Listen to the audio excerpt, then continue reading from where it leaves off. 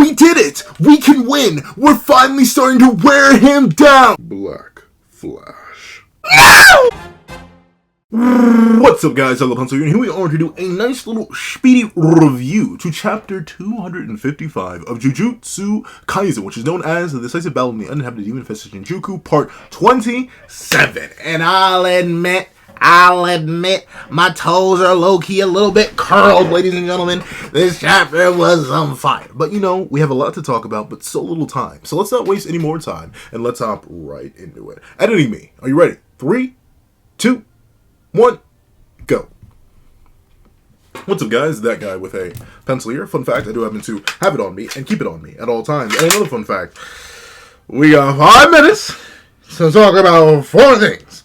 Characters, plot. Actually, we'll do plot, characters, scaling, future. So let's not waste any more time. Let's activate the 5-minute timer and go into plot. Once again, ladies and gentlemen, welcome to the endgame arc of Jujutsu Kaisen, where logistically, nothing happens this chapter. Like, in terms of the grand macro plot. We're still just fighting Sukuna and wearing him down. However, there is a big thing that happens towards the end of this chapter, in terms of, you know, the possibility of wearing Sukuna down. This second Black Flash. Now, this is very, very interesting because of what the final 2 panels have to say. And I'll quote them directly here, because this is important. Gojo Satoru restored his lost reverse curse technique output by landing a second Black Flash. Now, in the King of Curses case, ... So, this implies that Sukuna may not... there's a couple things here. The clearest thing that this implies is that Sukuna is going to get a different thing from landing the second Black Flash. Notably, that's interesting because we don't know what he could regain. Obviously, I don't think it's going to be domain expansion. I'll be completely honest with you, with the damage he incurred on his own brain by using domain restoration techniques. I think he used 3 approximately, and the brain damage from Unlimited Void that lasted even post his manifestation, I highly doubt he's getting domain back. At least not this soon. If he did, horrid, but at the same time, I don't think so. Just because that'd be way too weird to skip over RCT output restoration and get all the way back to the domain, when Gojo, after 4 Black Flashes and complete RCT restoration, did not get his domain back. So I do think that'd be a little bit funky, just to put it lightly. So I don't think domain is on the table.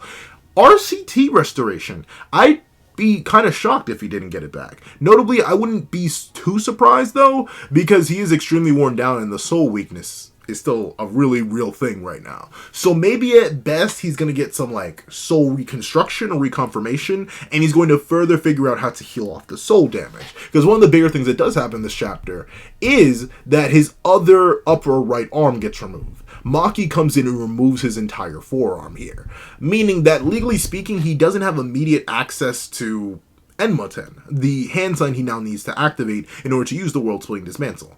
And right now with his, well, I was about to say his overall output, but mainly with his RCT output restoring for the first Black Flash, with his curse technique output being so bad that even Choso's able to relatively, I'm not going to say relatively fine, but managed to survive a dismantle being sent his way, and possibly even LaRue earlier in the chapter surviving a dismantle, it's clear that he kind of does need the world-splitting dismantle to do serious lethal damage with his curse technique. It's arguable on whether or not he could just speed blitz everybody here and tear their heads off. Yeah. But if I had to hazard a guess, what this will give him access to, if it doesn't give him back full RCT output, and it doesn't give him domain back, it's most likely going to be either the Black Box technique or the 10 Shadows. One of those 2 techniques is most likely to make a reappearance. I'm so iffy on domain, because if he gets domain back, we lose, right? And like, I don't think we're supposed to lose this quickly, so I highly doubt we're going to skip over RCT and go all the way to domain, but I wouldn't be shocked if we open up the door to other pathways, especially with Sukuna's dismantles being disrespected in the chapter as they are by numerous characters, either by them, you know, eating the hits or entirely weaving them. I wouldn't be shocked if Sukuna switched up, went to the Black Box and started pulling out different techniques, or at best, pulled out the 10 Shadows. Once again, I'm strangely enough turning into a 10 Shadows truther, but mainly a Sukuna 10 Shadows truther. I'd love to see him do it. Of course, it'd be weird because he only has 1 hand right now, or at least 1 working set of hands, so I'm not sure how he'd cast some of the shadow puppets. But still, it'd be interesting to see.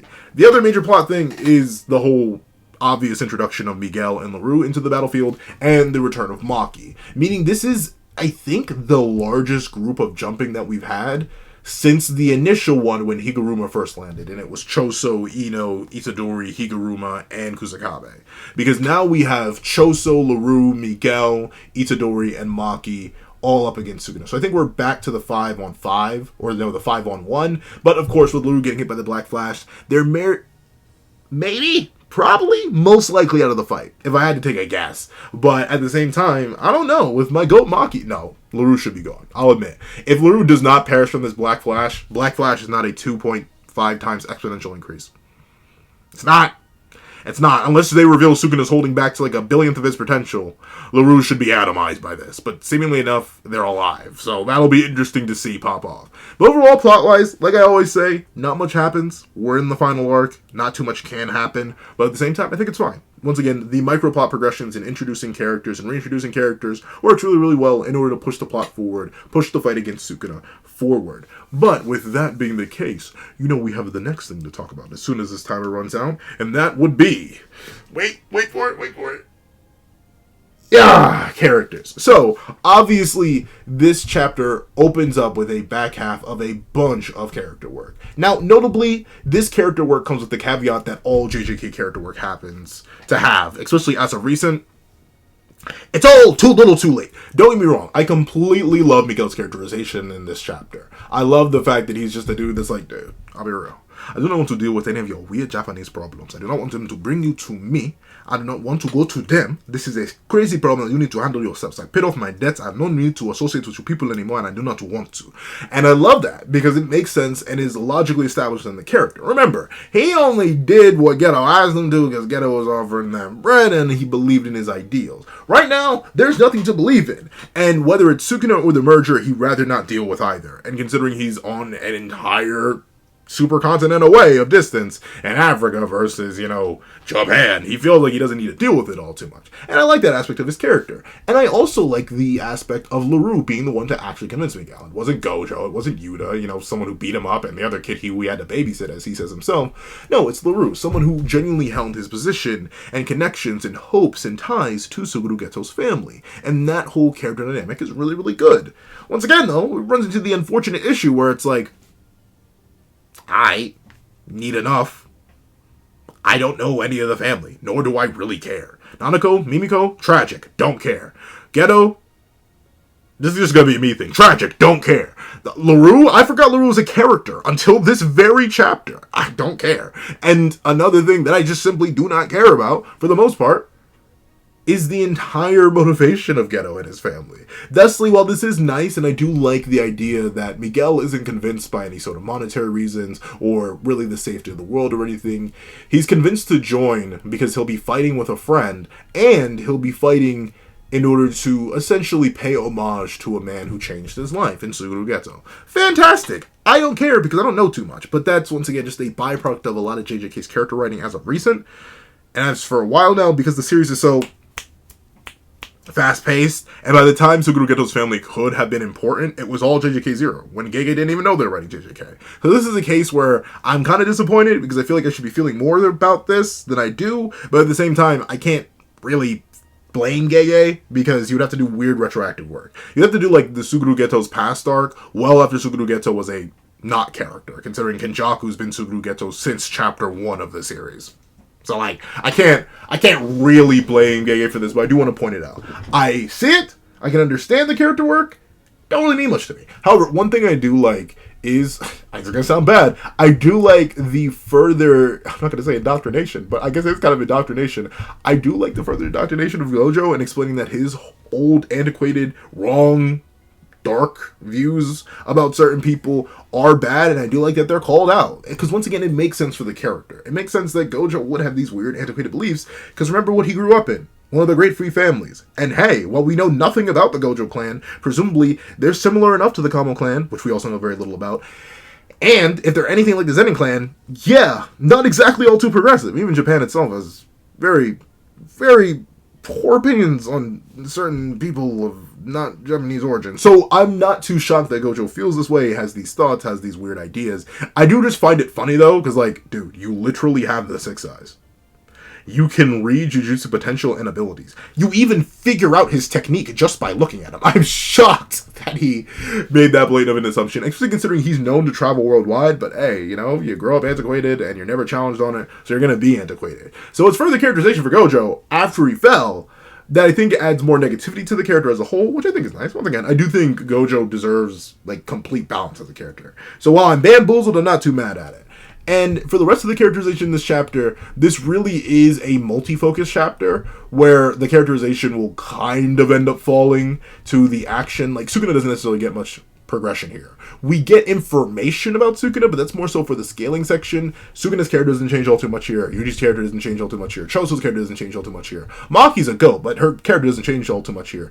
And LaRue, while interesting enough to be here, once again, also doesn't really change all too much. So character-wise, this is mainly a Miguel chapter, and shockingly enough, a bit of a Gojo chapter. What?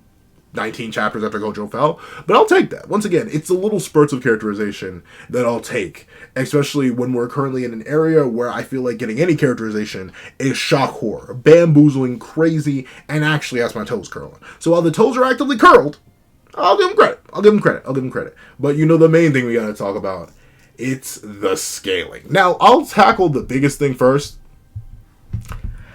My toes curled to maximum degree. The fact that Maki survived Sukuna's Black Flash with seemingly no visible and or permanent damage, hallelujah! My agenda through the roof. Now I want y'all to look at me, dead in the face, and tell me Hikari Kenji could beat Maki.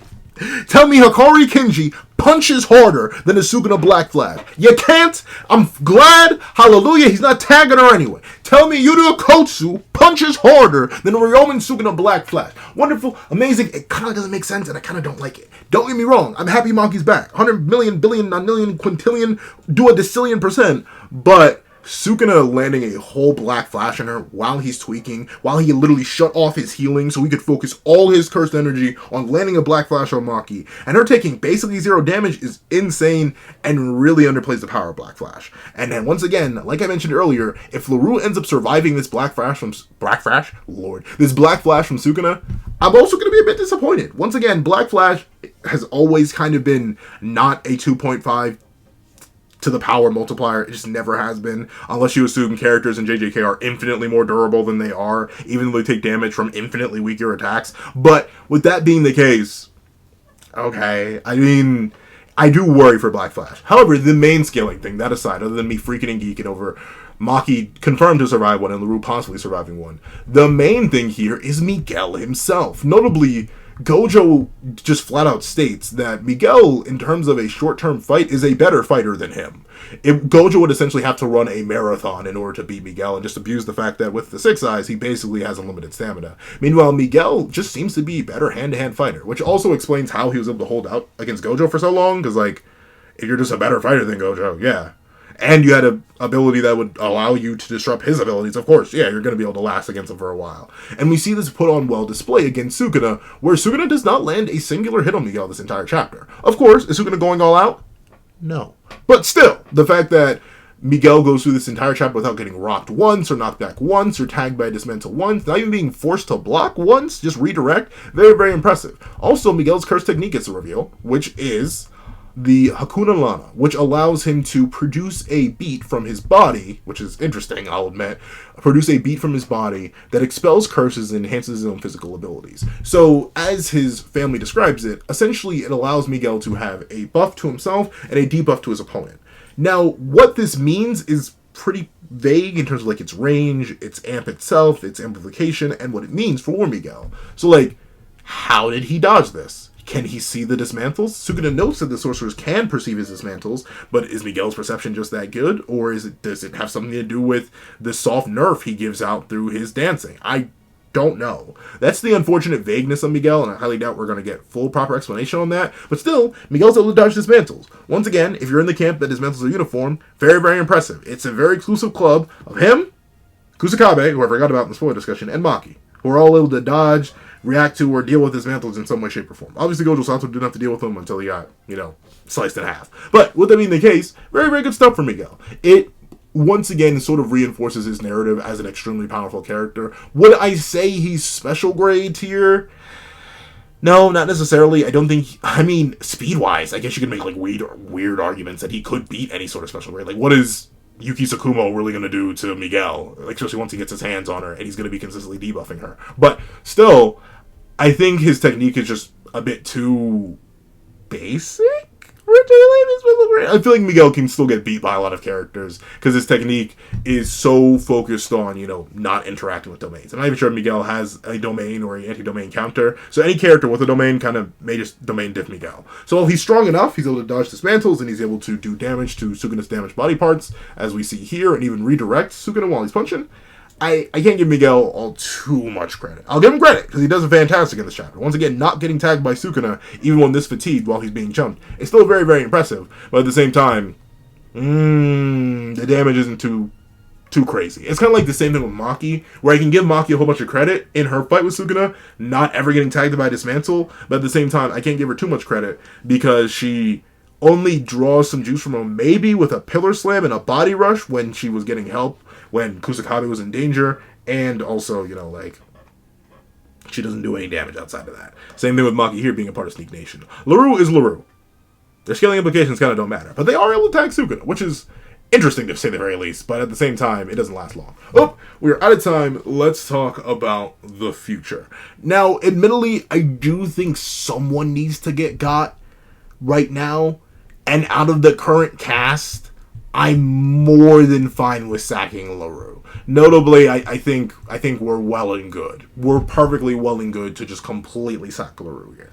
Don't get me wrong, I'm not even going to lie and say they're somebody's favorite character. If LaRue's your favorite character, tell me why.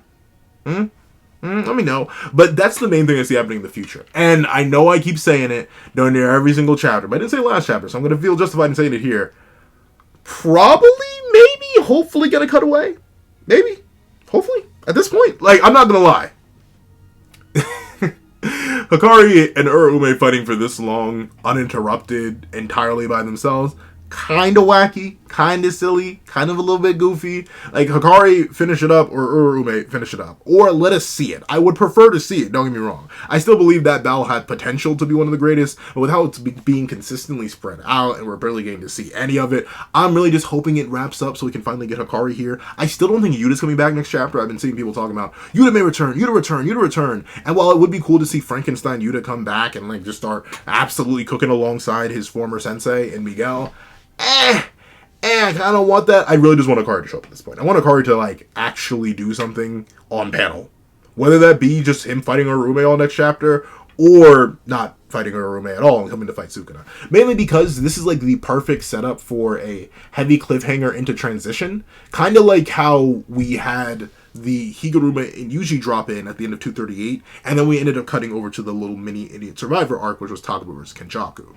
We had a whole big bad cliffhanger that everyone was excited for, just like this is a whole big bad cliffhanger for everyone to be excited for, but then we cut away. And it ended up being super duper important. And I think cutting over to Hikari vs. Urume and actually properly playing out that fight is also very, very important. We do need to wrap that up at this point. Because once again, with Sukuna starting to regain his output, regain his technique, starting to hit more black flashes, and characters falling, even with new characters rising every chapter in between, I think it is important to finally get our immortal man back. Because another thing that's worrying about the future is, well, how many more of these characters are going to fall? Are we going the full, like, just Sukuna and Yuji approach in the end, where it's just going to be these two having a 1v1 after everyone else has fallen? Or are we going to have other characters still be alive? If we aren't going to sack LaRue, if we are going to sack LaRue, and then we're going to have other characters here, but we want to do something like give Sukuna his other techniques back, then I do think we kind of need a crash test dummy who could, like, you know, abuse the fact that they're immortal. And who better than Hikari Kinji to come in and start being the test subject, being the living shield, and starting to do crazy things. And of course, he's allowed to do that right now because Sukuna still doesn't have his domain back. If he gets his domain back, that is different. Then Hikari should instant GG lose, but then again, so should everybody. But right now, while Sukuna has his domain down, and he has techniques that he may not be able to activate or is going to activate that aren't his domain, I think now is the perfect time to wrap up Hikari Kinji's fight with Urume and bring them over here so we can actually get to see Sukuna while out with less consequences. Because I'll admit, I think Maki comes back so quickly because we couldn't let that Black Flash have too many consequences,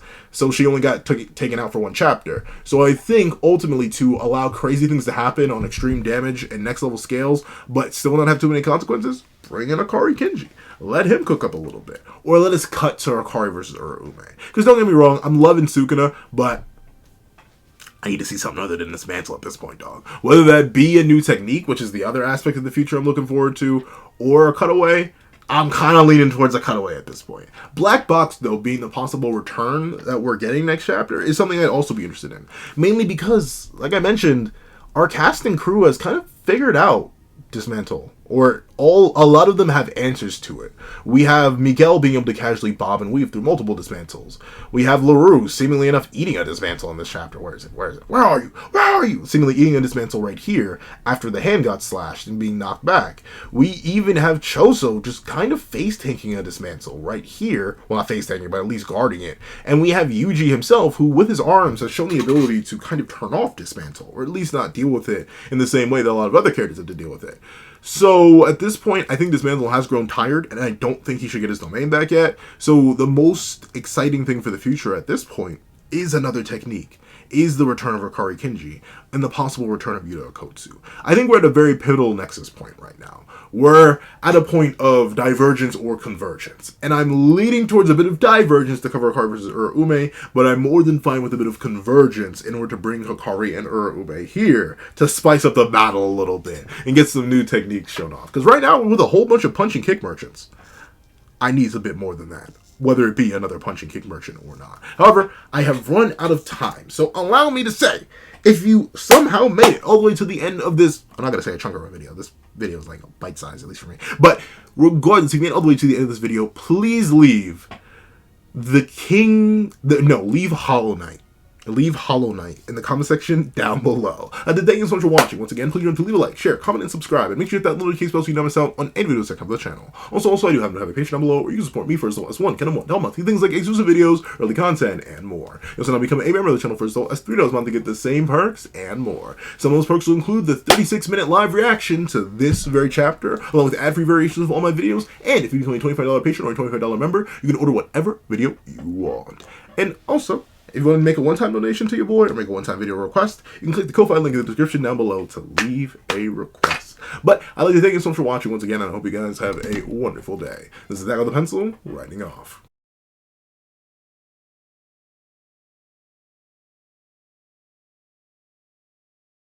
I'd like to give a thank you to our $3 members: O'Connor Plays, Greyhound, Akids Void, Astro, Eternal Flame, Teen Midgao, Querencia Tala, and Red Wolf 4765. And I'd like to give a thank you to our $5 patrons: Steron, Sean, Panda Goat, Midnight Lord 21, Marcus, Kevin, Igneal, and Yak1.